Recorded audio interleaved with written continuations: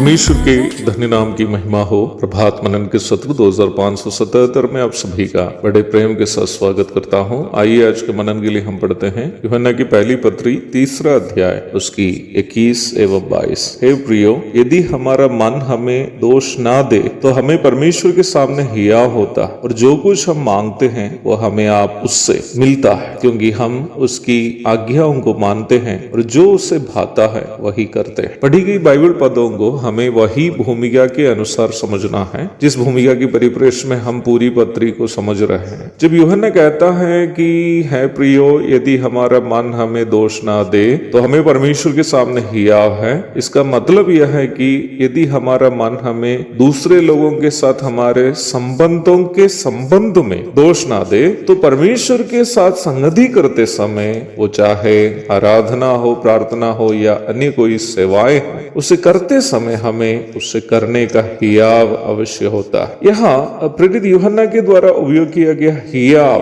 अथवा कॉन्फिडेंस शब्द उस हिम्मत को सूचित करता है जो प्रभु की आराधना करने या प्रभु से प्रार्थना करने या प्रभु की सेवा करने हेतु एक विश्वासी अपने मन में एहसास करता है। इफिसियों 6 की 19 एवं 20 पदों में प्रेरित पौलुस वचन की सेवा करते समय साहस के साथ कर पाने हेतु विश्वासियों से प्रार्थना की मांग करते हुए आप देख सकते हैं। अवश्य याद रखें कि इन दोनों पत्रियों की भूमिका एफेसुस की कलीसिया है। वचन की सेवा करते समय प्रचार करने वाला व्यक्ति को साहस की क्या जरूरत है, क्योंकि वचन का प्रचार करने वाला व्यक्ति के जीवन में प्रचार किया जाने वाला संदेश वह लागू नहीं कर पाता हो तो वो कभी भी हिम्मत के साथ दूसरों को वचन बता नहीं पाएगा। इसलिए पौलुस विश्वासियों से प्रार्थना की मांग कर रहा है कि जो वचन वह प्रचार करने जा रहा है उसे वह पहले अपने जीवन में लागू कर पाए, तत्पश्चात उसे वह साहस के साथ अथवा हियाव के साथ दूसरों के साथ साझा कर सके। क्या भाई बहनों के साथ दुर्व्यवहार करने वाला एक व्यक्ति कलीसिया में एक दूसरे से प्रेम करने के लिए हियाव के साथ सिखा पाएगा? क्या दूसरों से झूठ बोलकर रुपये कमाने वाला एक व्यक्ति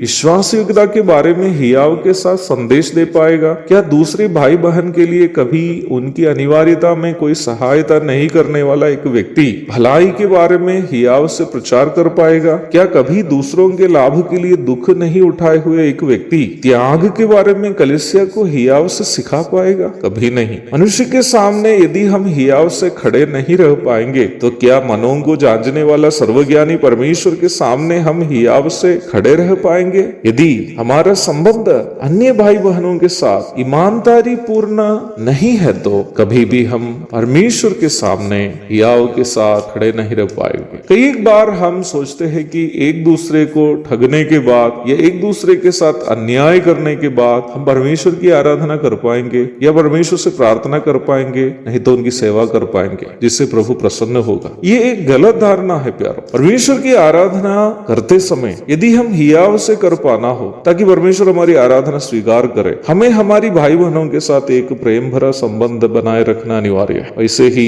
प्रभु से प्रार्थना करते समय हियाव से प्रार्थना कर पाना हो ताकि प्रभु हमारी प्रार्थना सुने, या प्रभु की सेवा हियाव से कर पाना हो ताकि हमारी सेवा फलदायक हो, तो हमें हमारे भाई बहनों के साथ एक निस्वार्थ त्यागपूर्ण एवं प्रेम भरा संबंध बनाया रखना अनिवार्य है। परमेश्वर के लिए बलि चढ़ाते हुए उनकी आराधना करने के पूर्व भाई से मेल मिलाप करने के लिए मत्ती अध्याय 5 की 23 एवं 24 में इसी परिप्रेक्ष्य में प्रभु ने कहा है, जिसका विस्तृत अर्थ मत्ती 18 की 15 से 17 तक के भाग में प्रभु ने कहा है। ये दोनों भाग को मिला के पढ़ना बहुत जरूरी है। सैद्धांतिक विषयों को छोड़कर व्यक्तिगत समस्याओं को निपटाकर आपस में मेल मिलाप बनाए रखने की तरीका इन भागों में प्रभु ने अच्छा से समझाया है। अर्थात एक मसीह विश्वासी जहां तक संभव है अन्य विश्वासियों के साथ मेल मिलाप में रहने वाला एक व्यक्ति होना चाहिए। जहां मेल मिलाप संभव नहीं है उधर भी मसीह विश्वासी को प्रभु की उपस्थिति में आते समय यह हियाव होना चाहिए कि उन्होंने अगले को नुकसान पहुंचाने वाला कोई भी कार्य कभी भी नहीं किया,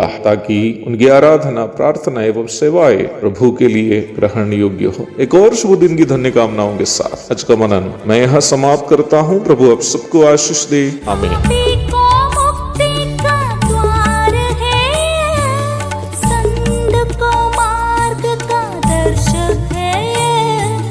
विश्वास जो करते हैं